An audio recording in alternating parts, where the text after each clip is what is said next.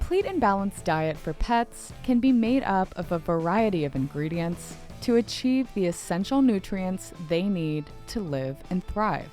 While it may seem simple, especially for those that dabble in home-cooked diets, there's actually a lot of science and expertise that goes into the process, from formulation to manufacturing, all the way through to the logistics of getting it to a pet's bowl.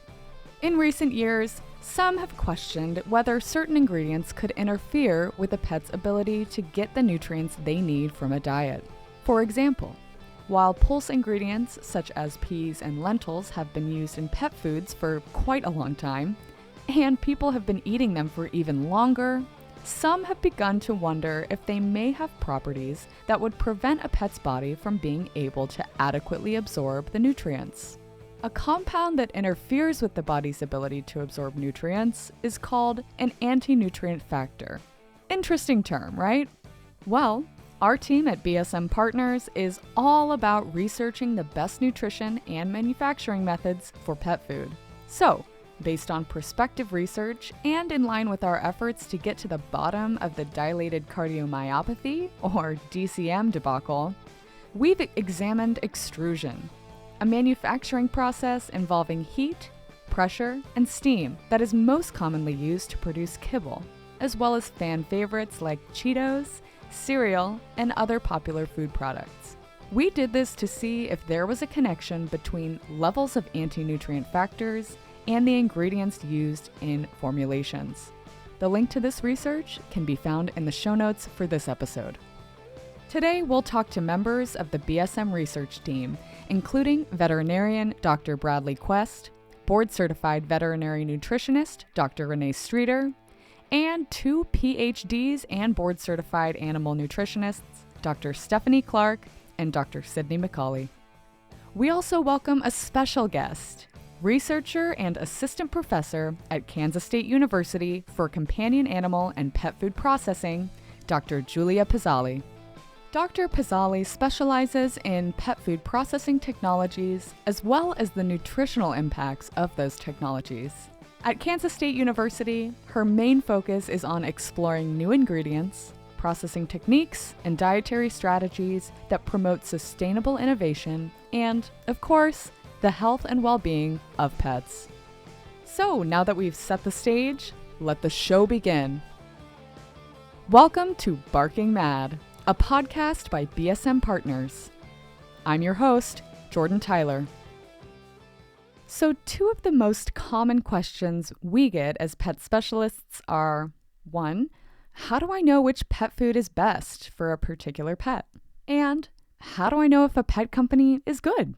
With the wide variety of pet nutrition products on the market today, these questions become central to a pet food purchasing decision.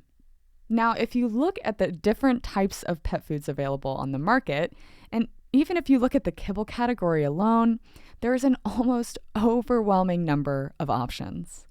This can make these questions really hard for a consumer to answer. So, Dr. Clark, I'd like to kick off this conversation with your insights. Could you please explain a little bit about the kibble-making process for someone who might not be familiar? We can start way from the beginning. So the formulation part, and in particular, if we're talking about this study, we had all the raw ingredients, so all the individual ingredients tested. So we knew what the nutrients were going in. And then we put it into a database, which we formulate with, and that gives us a theoretical output of where all the nutrients should be. This is what we do on the first part of it. Before we actually get to our benchtop trials or even production runs.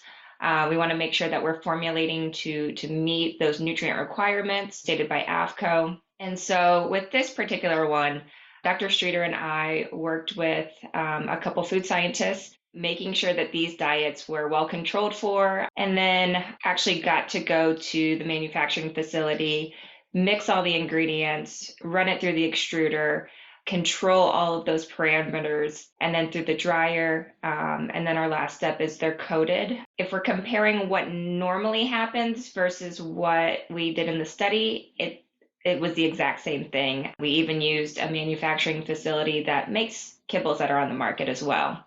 Yeah, there certainly is a lot that goes into it. So, thanks so much. I appreciate you sharing that high level of insight to help our listeners better understand the process.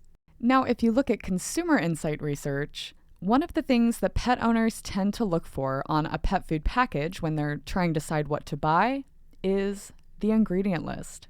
Dr. Streeter, this one's for you. How can a pet owner decipher a pet food ingredient list? What should they be looking for? Or what should they be mindful of? So the ingredient list is based on weight. So the ingredients are listed out with the largest weight at the beginning and the lowest weight at the end.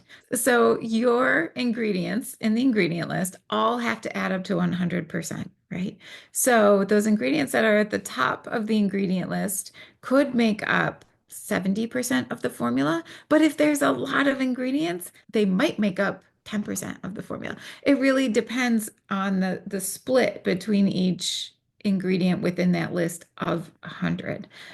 So very nuanced. It's very difficult to really determine how much of a nutrient is coming from each ingredient unless you happen to have a very good understanding of what those ingredients might be. The other thing is you really can't tell quality of ingredient based on the ingredient list. So quality might look at things like how fresh is the ingredient? Is there contamination? Are there toxins? And so those things are all not included and really hard to tell. So, think back to 2018 when the FDA announced there had been concerns potentially linking diets to the development of a type of heart failure in dogs called DCM. One of the first things people in the science community started looking at was something called anti-nutrient factors, specifically in certain ingredients commonly used in grain-free diets, like peas and legumes. But before we dive deeper into the study that BSM Partners conducted regarding these anti-nutrient factors, I'm curious. Dr. Pezzali, how would you describe anti-nutrient factors to someone who's never heard about them before? Yeah, that's an interesting definition. And basically, anti-nutritional factors can be specific nutrients are metabolized, they're produced by maybe plant bacteria or some animal proteins in the animal that can have negative effects on digestion or metabolism of the animal. So a product with higher anti-nutritional factors, you may see a lower protein digestibility or even more serious detrimental health outcomes in the animal. Do you have maybe a specific example in mind?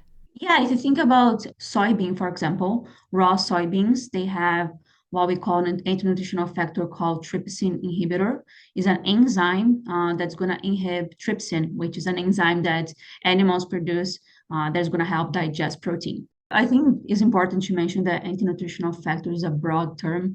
I mentioned just one trypsin inhibitors that they are proteins. So usually in the extrusion process, we apply a lot of heat and also there's a lot of pressure, and the heat can destroy some of these anti-nutritional factors. And one that is destroyed is trypsin inhibitor, and is mostly destroyed because it has this protein structure and is going to modify chemically that structure that's going to inactivate trypsin inhibitor. After extrusion, we increase their quality because we're decreasing the amount of these anti-nutritional factors. Okay, so essentially, trypsin can help with digestion, but the anti-nutritional factor trypsin inhibitor, which is an enzyme, prevents trypsin from doing its job. So, according to Dr. Pezzali, an overabundance of trypsin inhibitor can lead to a pet not being able to digest or synthesize the protein and amino acids that they need. But we can apply heat as an industry during processing to denature this enzyme that inhibits trypsin. When you think about it, in a lot of the human foods we eat, we'll take, beans, for example. If you're going to cook raw navy beans, you typically soak them before they're actually cooked. But we don't typically use like whole grains or whole corn in that form in pet food production.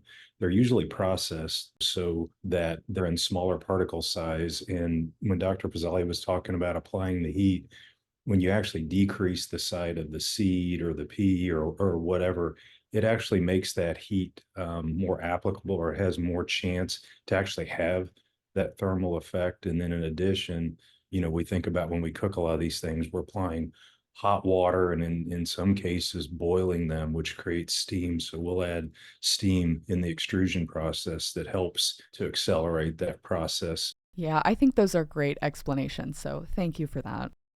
Dr. McCauley, this next question's for you. Even though we know certain ingredients have these anti-nutrient factors, why do we continue to use them in pet food formulations? Why not just avoid them? Well, if you think about it, what are we left with? We're left with essentially kind of a whole lot of nothing, right? Everything is going to have, those anti-nutrient factors, but, we're doing all of these processes to mitigate a lot of these anti-nutrient factor problems that we're having with these ingredients. Yeah, it sounds to me like we really do have all these great ways to reduce anti-nutrient factors in order to optimize digestibility. And we'll come back to the digestibility piece a little later, but first, Dr. Streeter, when it came to designing the diets for this particular study, tell us a little bit about what that process looked like. Well, we were trying to make diets that were representative of what we might find on the market while still maintaining almost exactly the same macronutrient and mostly micronutrient composition throughout as well. So we had grain-free diets that were high in animal protein and grain-free diets that were low in animal protein. And then we had grain-free diets that were vice versa, right? High and low. So that's what we were really aiming for, was to try to reduce any variability that we might see due to actual nutrient differences between the diets. So now we've made these diets and we want to test for the anti-nutrient factors. This requires samples to be taken, and I'm super curious about this sampling process. Dr. Clark, I know you took quite a few, so would you mind explaining a little more about how you determined the best sampling method to use here? Yeah, and that really always comes down to study design. And we've previously discussed the cooking process, the heat, the steam, the pressure, and how that can potentially degrade the anti-nutrient factors. But no one really knew at what process. So we wanted to follow it throughout the processing. So when we mixed all of our dry, raw ingredients, we took a sample there. Instead of just scooping a big scoop off the top or from one bag, we decided that, 3 random areas of the mix or 3 bags, and then we ran triplicates on those just to make sure if we had an outlier. Then that flour got mixed in with everything and it went through what is called a preconditioner phase. And again, throughout this run, you've got, a couple of 1,000 pounds running through there. And instead of just collecting what's first coming out, we did a beginning, a middle, and an end to, again, try and get an average, and then triplicates of those. Through the preconditioner, it went through the extruder, and we did the exact same thing again there. Through there, it went through the dryer tunnel, collecting 3 samples, and then in triplicates. So through the dryer, and then in the coating, and essentially the finished product, because at that point, it's getting ready to bag. So we collected all those samples, we ran them in triplicates, and they were sent off for complete AFCO testing through a third-party laboratory. They are not cheap. So we really were trying to make sure that we could figure out if we're seeing anything, to make sure that our replicates were there, instead of just a one and done and hope it was representative. We also did a lot of particular anti-nutrient testing, and we worked with a few universities to get this testing done, because they're not super common to test for all the anti-nutrient factors on every single diet. So we did have to do a little bit of groundwork on what universities, what laboratories do all of the anti-nutrient factor testing. A lot of samples. Dr. Quest and I, we were able to go there and actually collect the samples and really watch the whole process and control for all 4 diets that were running through that. Let's pause here just to acknowledge some key points so far. So Dr. Clark talked a bit about research expenses, and she's absolutely right. We hear a lot from the nutrition community about how much just one sample costs. For example, fiber testing alone was $500 per sample. And I just think it's wonderful having experts in various areas at BSM Partners work on this paper together to achieve the exhaustive sampling that took place here. So, Dr. Pezzali, in your research experience, what are your thoughts about these samples and having access into a manufacturing facility? It's very expensive to conduct an animal study and also to produce diets that are representative of the ones that we see in the market. Most, I would say, the universities, when you think about pet nutrition, we look more into what's happened in the animal, but what's happening during the processing is very important as well. And sometimes we lack replication to be able to really get into a conclusion and to understand if that's going to be replicated into a real world setting. So getting those samples at different time points and also throughout different parts of the processing is very important to understand how is the effect of the processing on those anti-nutritional factors, but also on the nutrients that we want to provide to the animals. Dr. Quest, I know you were also a big part of the sampling process. Would you like to tell us a little about your experience? When you start talking about the sampling process and then the cost of that, and those are really two main reasons why a lot of folks that do research or that are just making, diets for just general production, for the cost of this study alone, we spent over 50 times the cost on testing ingredients as we did to actually make the diets. And that includes the cost of all the raw ingredients. It includes, the cost of the use of the manufacturing facility, the labor involved with that and everything. Just an AFCO nutrient profile in and of itself per sample costs over $3,000 at a reference lab. And as Dr. Clark said, we pulled it from multiple samples in the process and 3 times. When Dr. Clark says triplicates, that wasn't just one sample pulled at that time point. There was 3. We spent a lot of money doing testing, but it was super important because we want to know exactly the nutritional values and how the process can affect, as we talk about the anti-nutrient factors, we want to make sure that they're not present, or if they are present, they're in very low amounts. We want to make sure that the required nutrients are there in the finished product or in the food that we're actually feeding to the dogs. Absolutely. And getting just a little bit more specific, Dr. Streeter, which anti-nutrient factors were we testing for here? We checked for a variety of anti-nutrient factors. Sometimes we think of heavy metals as anti-nutrient factors, so we checked for heavy metals. We checked for mycotoxins as well. We also checked for biogenic amines. Then the other things that we looked at are things like phytic acid or lignin. I did notice in the study results that mycotoxins and biogenic amines were different among the diets. So, Dr. Quest, can you explain some of those differences and why they may have occurred? Dr. Streeter alluded to biogenic amines. Sometimes because of varying factors, it could be age of the individual raw ingredients. It could be how they were processed. It can be even in the finished product, how they're stored and handled after the diet or the dog food is actually made. But those biogenic amines can cause potential health problems if pets eat them in certain amounts. Typically, we'll see those in diets that have higher meat inclusions. In other words, more of the diet is made up of meat ingredients. And we would hypothesize, or we would think, that diets that are higher in animal protein or meat protein could potentially show higher levels of biogenic amines. When you look at some of the other anti-nutrient factors, there are some of those that, we've talked about here that could be more prevalent in, say, an ingredient like peas or lentils or chickpeas. When you talk about some of the mycotoxins, there are some grains and some crop ingredients that historically those might be higher in. And there really wasn't a lot of surprises.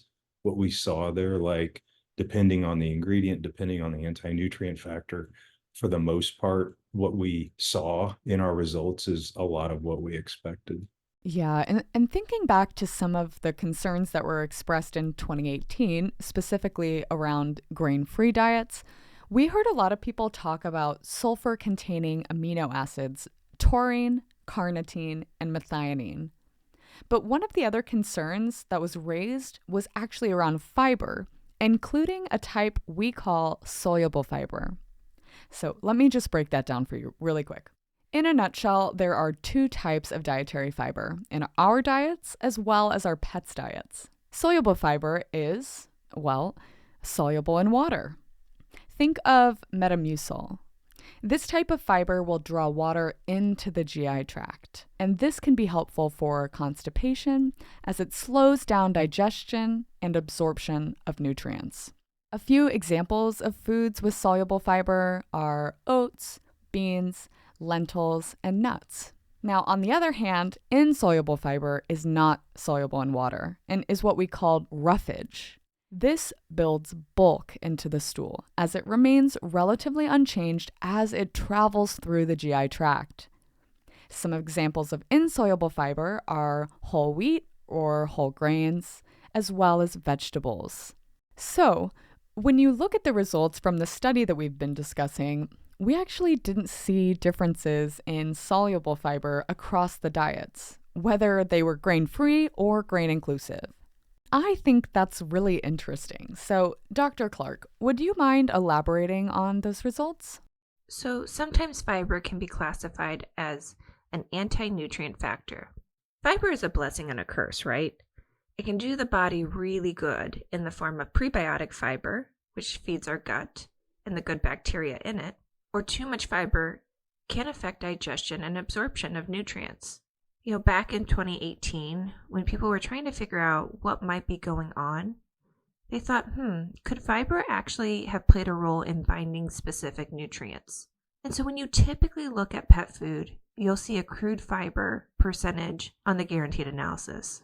However, we wanted to look at dietary fiber, and this included, like you had mentioned, the soluble and the insoluble fiber. So like we had talked about, the soluble fibers, they're going to draw water into the gut, but they can also slow down digestion too. But those are also our prebiotic fibers that we like to add into pet food that feed our good bacteria in the gut. We noted in the study that a decrease in microbiome diversity in some diets, which is typically referred to as not favorable. However, it was accompanied by an increase in beneficial bacteria, which is typically a good thing. So it makes you wonder if fiber is an anti-nutrient factor or a pro-nutrient factor. So we also thought maybe we would see differences in dietary fiber based on pulse ingredients versus grains, just naturally. However, really interestingly, we didn't see a big difference, at least not statistically. And we also didn't see a huge difference in digestion when we were looking at digestibility of the 4 diets. However, more importantly, we didn't see a negative impact on nutrient uptake. We'll talk about this in a future podcast episode once the paper is published, but we actually followed nutrient uptake and not just digestibility. And what we found was nutrients were not being affected. So it kind of raises a couple of questions. Can you use different ingredients but still control the nutrients? And that's one thing we did for this study, is we didn't really focus too heavily on ingredients, but really controlling those nutrients. If the body is getting the same nutrients or similar nutrients, can we get similar results? And we had a diet that was very high in pulses and a diet that was very high in grains, and some were a little bit more middle of the road. And yet the fiber was not statistically different. It definitely wasn't what I was expecting based on what you hear in nutrition and you see, but research is interesting like that. When you start controlling for different factors and how those different factors affect the end result. Right, yeah. I can understand why you wanted to be able to control these things in the study, including the nutrients and how the diets were formulated. It just gives you a lot more confidence when you're interpreting your results. Now, shifting gears just a little bit, another DCM study by BSM Partners, which is also linked in the show notes, found that the digestibility of these test diets were also very similar. So, Dr. McCauley, would you care to elaborate on that at all or add anything? I do want to make note that what we produced and we did this anti-nutrient factor study on is the same diets that we did feed to the dogs. So what we are seeing with these results were the same that we fed to the dogs to do the digestibility study. And all of our other studies that we have published in our publishing. Yeah, and that's important to note because, again, when we're thinking about anti-nutrient factors, a lot of the time we're talking about whether the nutrients are absorbable and digestible. Like, is the animal getting them? Dr. Pezzali, I know you talked about how much of your research looks at what's happened inside the animal's body. So, do you have any thoughts around this digestibility aspect? Yeah, I think digestibility is a parent total track is a very good applied measurement for the industry. But if you want to really understand what's affecting their metabolism and health at the end, we need to understand, are they really absorbing that specific amino acid, and how is that being utilized for a specific biological function? So yeah, it's always important to also go a step further and analyzing maybe some metabolites in the blood. And one thought about into the anti-nutritional factors, I think is important to mention that some we can control with raw material quality that was mentioned here. Mycotoxin, Biogenic, Amines, and heavy metals. We can analyze the ingredients coming in, and depending on the quality, we can accept it or not. Some we cannot control, such as those trypsin inhibitors that are coming with the ingredients.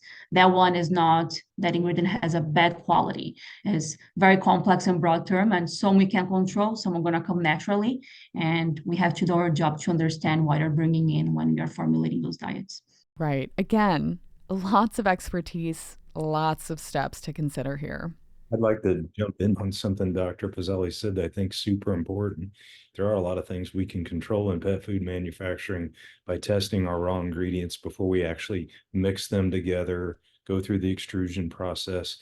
That was part of what we did to try to ensure that we weren't starting with ingredients that had high mycotoxin levels or had existing biogenic amine levels that would be unacceptable, or might have, the fat sources could be oxidized. In other words, they could be starting to be going bad before we even used it. So we did a lot of testing of all the individual raw ingredients before we even made the diets to try to ensure that we started with the highest quality raw ingredients we could. But that's a great point because if you're not measuring at the beginning, it could really mess up your results.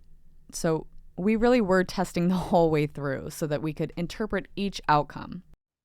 Speaking of testing raw ingredients, obviously it's important to test for anti-nutrient factors, right? But shouldn't all pet food ingredients be tested before being incorporated into a diet? And the reason I bring this up is our listeners may have seen another vitamin D recall in the news recently, and this is nothing new. Vitamin D has been recalled pretty widely over the last several years in both dry and wet pet food formulations and by pretty large pet food manufacturers like Hills, Purina, and a sizable co-manufacturer as well. And according to the FDA, excessive vitamin D, or what's referred to as vitamin D toxicity, can lead to kidney failure and even death in dogs. So if we're worried about anti-nutrient factors, shouldn't we also be worried about making sure we aren't including too much of other ingredients such as vitamin D, which could actually, in excess, be fatal? I think so. Now, we started this conversation with questions. How do I find the right diet for my pet? And how do I know if a pet company is good? Well, a lot of this comes from a concern around types of ingredients.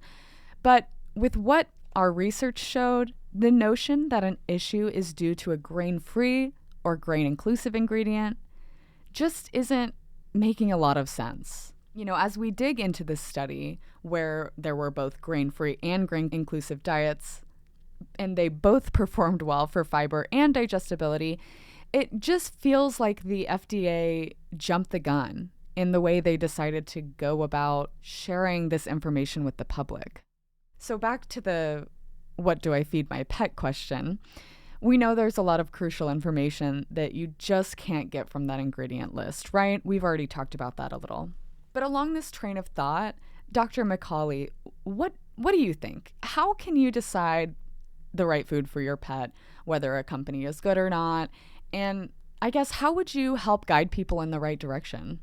as a team, we get it all the time when when any of us hear, oh, you're a pet food consultant. What do you feed your pet? Or what do you recommend? But I think one of the biggest things that we always recommend for anybody asking is like, do they test their products? Do they test full AFCOs? Or what do they test? And like reaching out to those manufacturers or those brands and asking them for that information. And you hope that they are very open with you about it, of like, yes, we do test it. Here it is. Or, hey, this is what we have.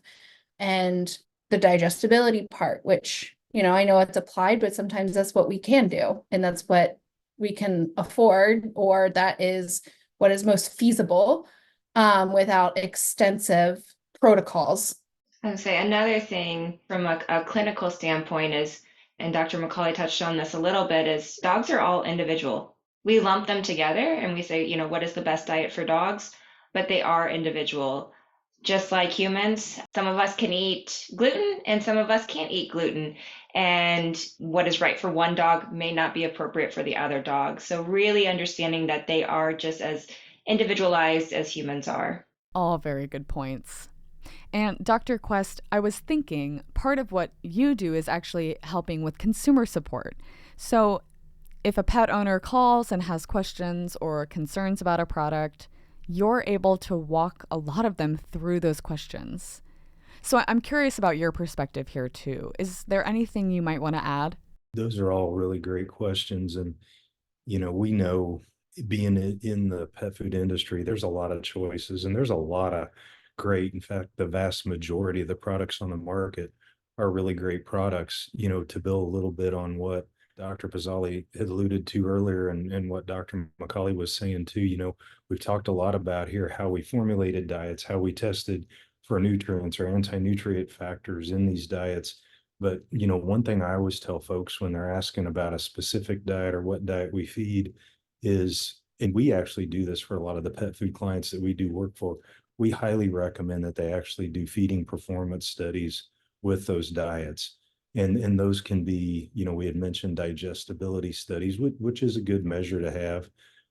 There's AFCO feeding studies, and we do those for our pet food clients too, but we try to look at more things. And Dr. Pezzali had talked about amino acids. That's one thing that we highly recommend when we do AFCO feeding studies with branded or pet food diets that you can buy on the market. We look at things like that because we want to see bioabsorption to be broken down and in a fashion that the pet can actually use them. But bottom line, what I tell folks is, if you got questions about the diet, call the manufacturer and ask them if they do feeding studies. And if they do feeding studies, can they share those results with you?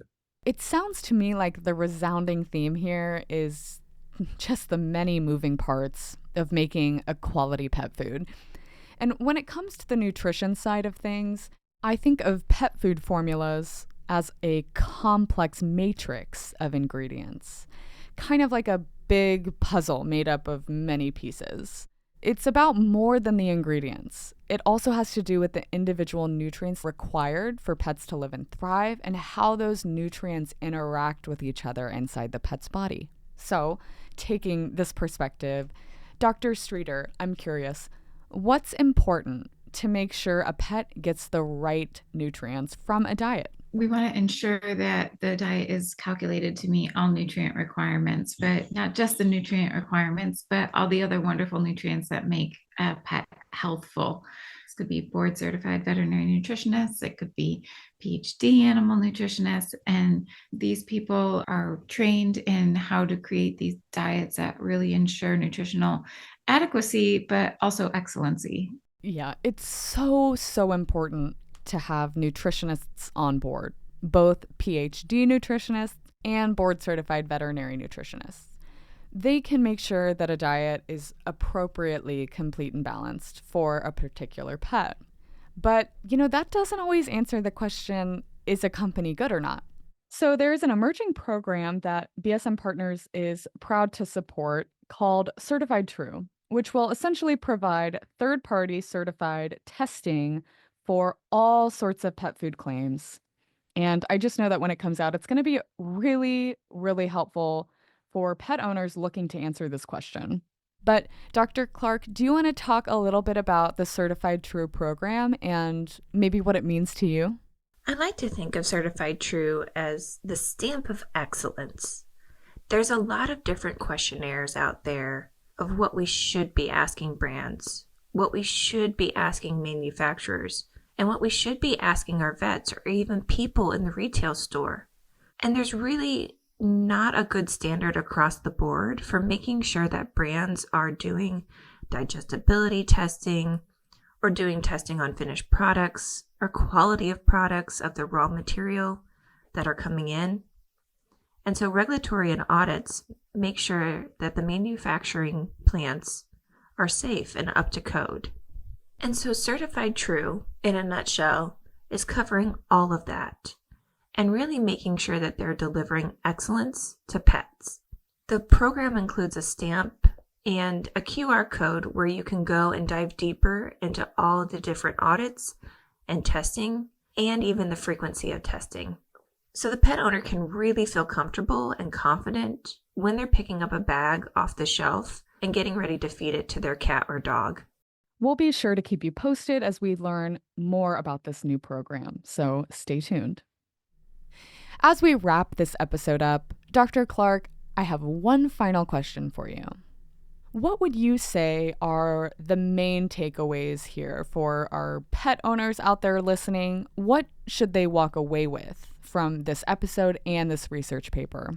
I think first is testing, understanding the ingredients that are going into pet food and the quality of those, making sure that the process of producing this pet food is done appropriately, that it is being controlled for, time, temperature, pressure, really having qualified individuals. It takes a team, right? You can't just isolate it to, you have to have a nutritionist or you have to have a food scientist. We have to work together. It may look great on paper to a nutritionist. It may not be able to go through the extruder. And that's where that food scientist is just as important. And then another key takeaway is these anti-nutrient factors that we are concerned with. A lot of them can be controlled through processing and appropriate processing. And then third, high levels of pulses, high levels of animal protein, low animal protein, grains, we all saw them as very, very highly digestible. Again, going back to that apparent digestibility, it's something we use very commonly in pet food. We have an average percentage that we're looking for. And if we go back to that arbitrary standard, these diets were well above. Again, tying in nutritionists and food scientists working together in harmony to create a very highly digestible, safe diet. Thank you so much, Dr. Clark. I think that wraps up today's episode pretty perfectly. But just to recap, no one ingredient is all good or all bad. Like most things in life, they each come with pros and cons. Certain ingredients inherently have anti-nutrient factors, but that doesn't mean there aren't steps we can take in processing to reduce their presence in a finished pet food. We can mitigate them by considering the quality of the ingredients and applying heat, such as in the extrusion process. So, when evaluating raw ingredients for a particular species or a particular formulation, we also need to consider storage and processing factors to truly understand how the ingredient will perform. Additionally, as Dr. Clark pointed out, taking a pet food formulation from concept all the way through creation takes a village. And it's critical that formulators, nutritionists, and food scientists all have a seat at this table to ensure our furry companions are getting the very best. When in doubt, lean in on the research. By studying these nuances, we can better understand the best nutrition for pets through ingredients and formulas. Lastly, having a well-qualified team is critically necessary when making pet food. It's not enough to just have a nutritionist or just have a food scientist. We must have both to formulate a stellar diet that checks all the boxes. Thank you for joining us on Barking Mad, a podcast by BSM Partners. If you want to learn more about our work, please visit us at www.bsmpartners.net. And don't forget to subscribe to the podcast and share it with a friend to stay current on the latest pet industry trends and conversations. We'd also like to thank our dedicated writing team, Ada Miette Thomas, Neely Bowden, Paige Lanier, and Dr. Katie Miller. A special thanks to Dr. Julia Pezzali for lending her valuable expertise to this episode. See you next time.